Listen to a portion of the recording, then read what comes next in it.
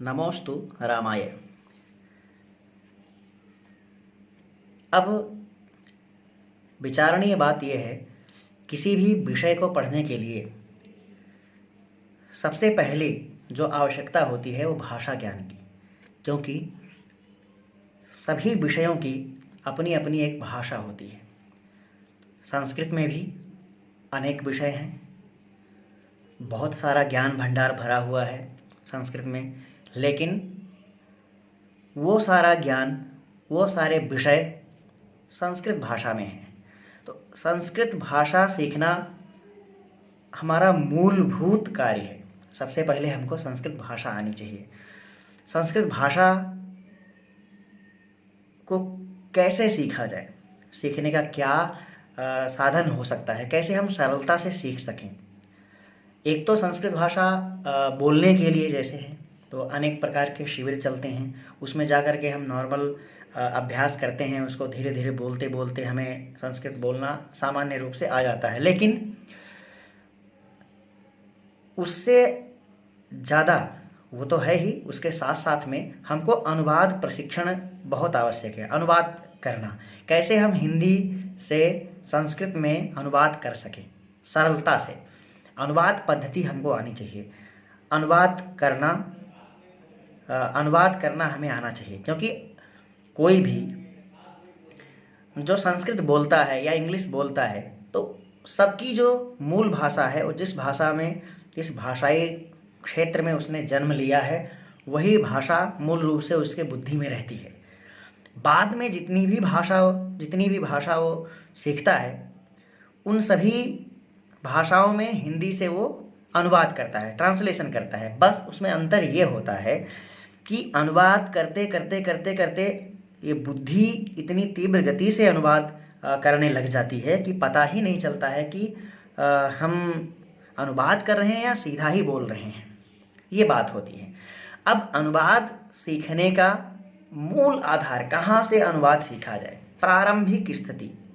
सबसे पहले हमें अनुवाद सीखने के लिए क्या करना पड़ता है?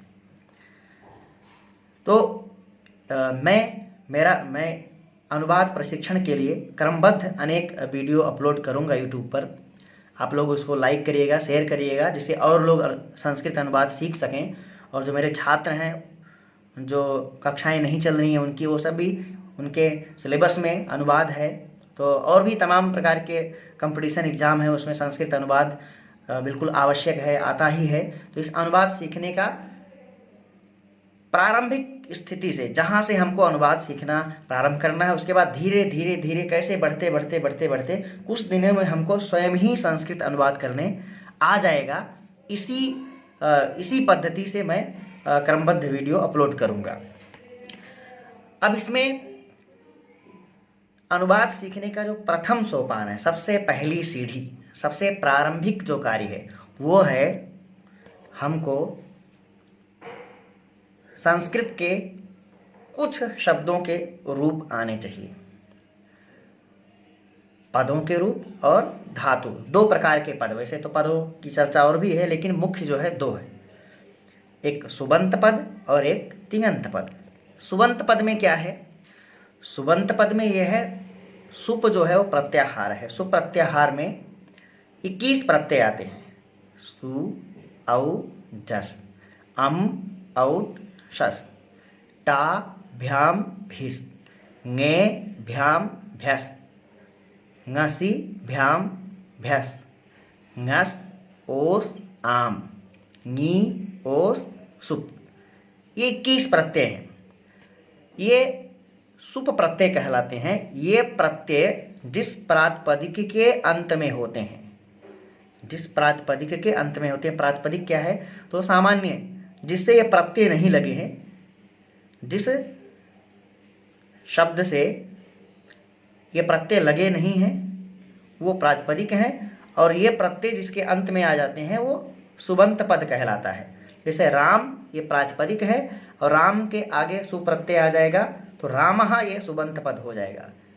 टा प्रत्यय आ जाएगा तो रामेण, ये सुबंत पद हो जाएगा। अर्थात ये 21 प्रत्यय जिसके अंत में आएंगे वो सुबंत पद कहलाएगा।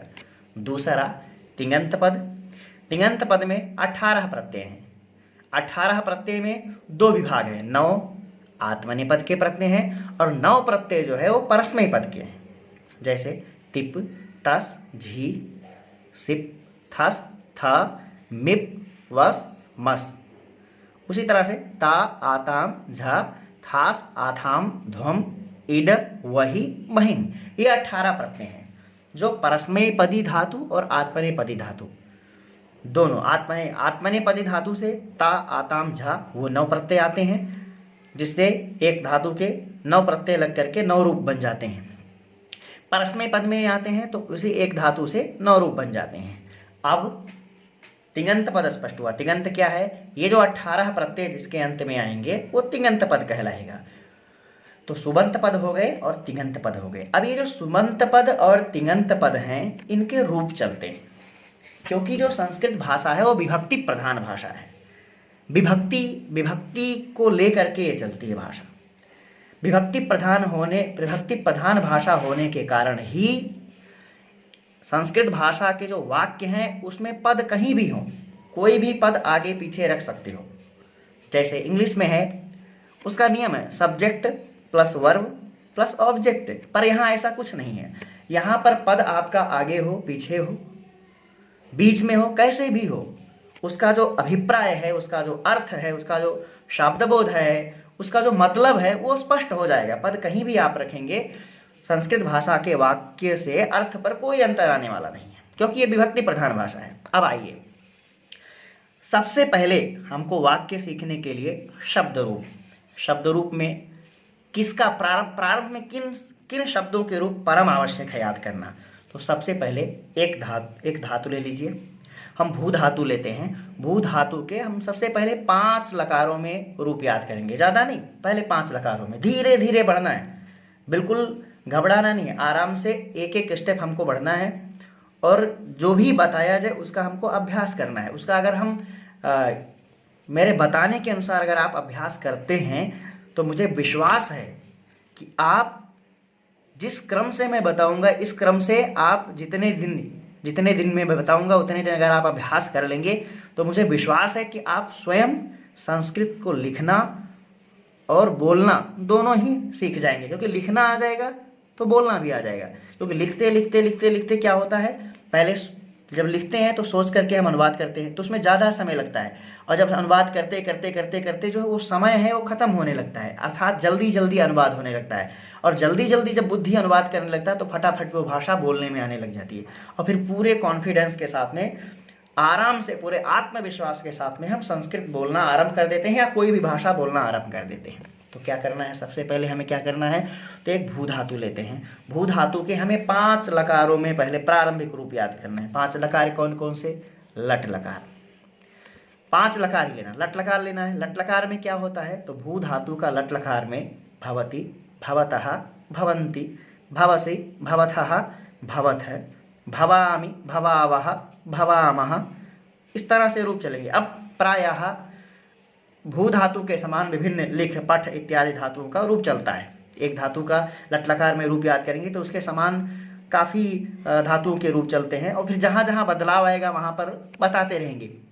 उसके लिए प्रारंभिक रचनानुवाद कौमुदी है, उसको साथ में रखिए, उसकी सहायता शब्द रूप के लिए लेते रहिए आप लोग, और उसको देखिए और देख करके जहाँ पर आपको लगता है कि हाँ अंतर है तो वहाँ पर उसमें स्पष्ट लिखा रहेगा, मिल जाएगा।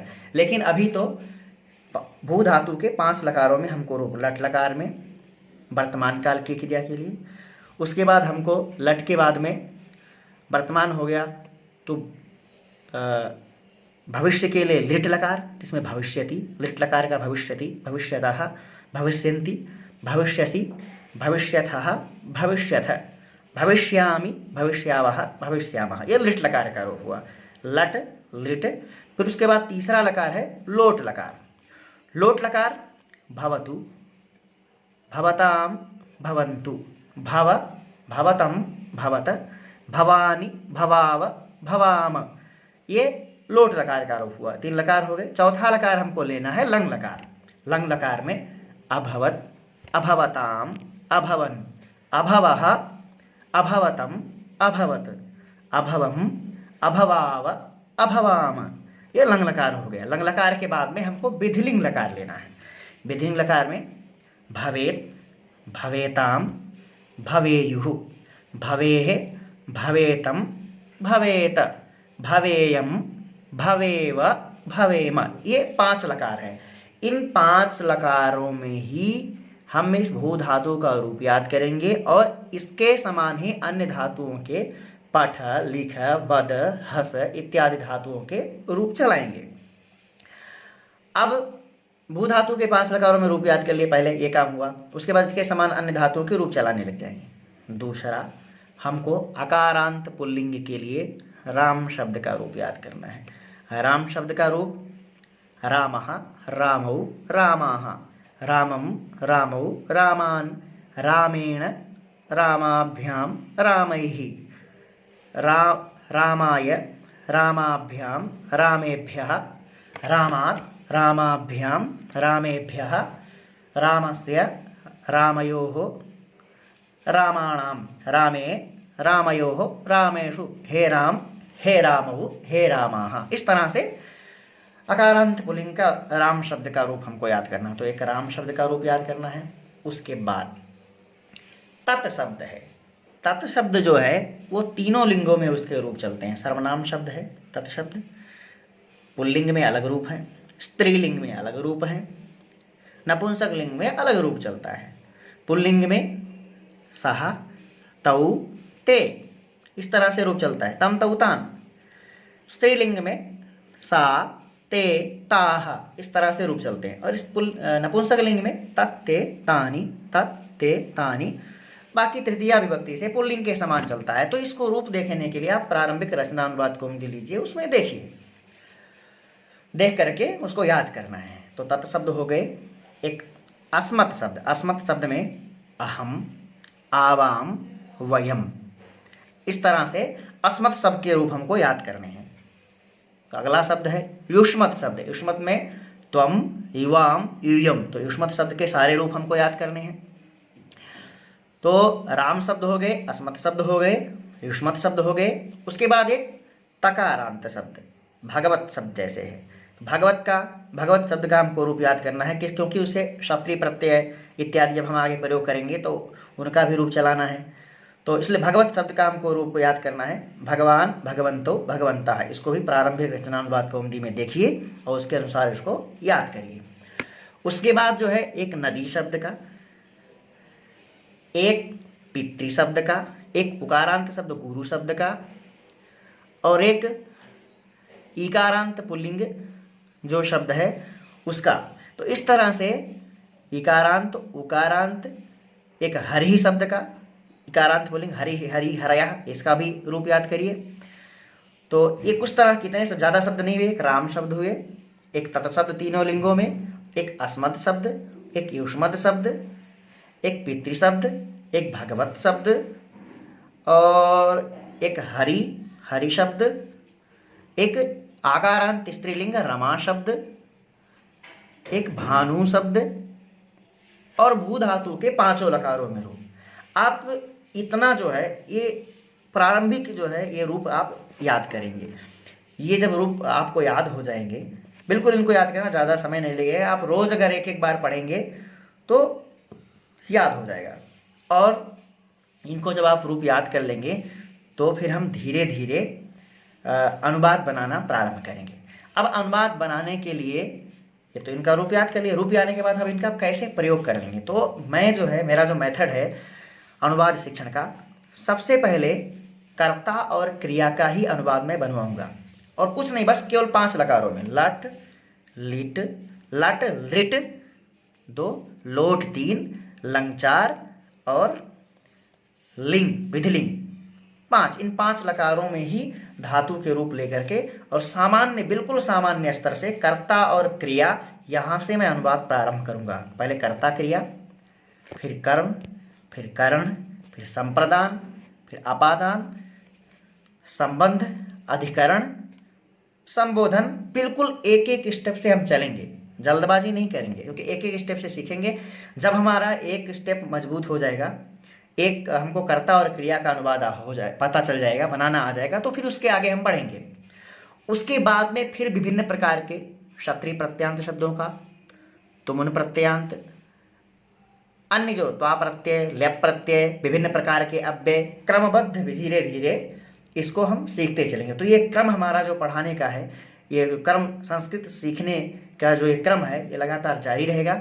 बस ये आप लोगों से अनुरोध है, अभी तो यूट्यूब में कई नियम हैं ऑनलाइन पढ़ाने के लिए कि 1000 लाइक्स होना चाहिए, 1 लाख सब्सक्राइब होना चाहिए। तो जब 1 लाख 1 लाख या 1000 सब्सक्राइब होना चाहिए, तो 1000 सब्सक्राइब हो जाएगा तो उसके बाद सीधा ऑनलाइन यूट्यूब पर पढ़ाने की प्रक्रिया में प्रारंभ करूंगा। और ये तो अनुवाद शिक्षण प्रारंभ किया है मैंने। इसके बाद में मेरी योजना है, लंबी योजना है। इसके बाद में मेरा विचार है कि लघु सिद्धांत कौमुदी को भी पूरा एक एक क्रम से मैं पढ़ाऊँगा। उसके बाद और भी मेरा भविष्य का जो विचार है, मैंने सोचा है कि मैं यूजीसी नेट में 73 कोड के जितने भी सिलेबस हैं, सिलेबस में जितने भी पाठ, जितने भी विषय निर्धारित हैं, उसका क्रमबद्ध एक एक कक्षा लेने का मेरा विचार है। यदि आप लोगों का सहयोग मिला, मुझे लगा कि मैं ठीक से पढ़ा पा रहा हूँ, आप लोग समझ रहे हैं, अगर अच्छा मिला, अच्छा उत्साह देखने को मुझे मिला, तो मैं ये सारी योजनाएं धीरे धीरे क्रमबद्ध आपके समक्ष लेकर के आऊँगा, और जिससे आप भी लाभान्वित होंगे और मेरी भी कुछ संस्कृत के प्रति सेवा हो जाएगी, ऐसा मैं समझूंगा। धन्यवाद। आप लोग ज़रूर इसको लाइक करेंगे और आगे शेयर भी करेंगे और सब्सक्राइब करेंगे चैनल को। धन्यवाद।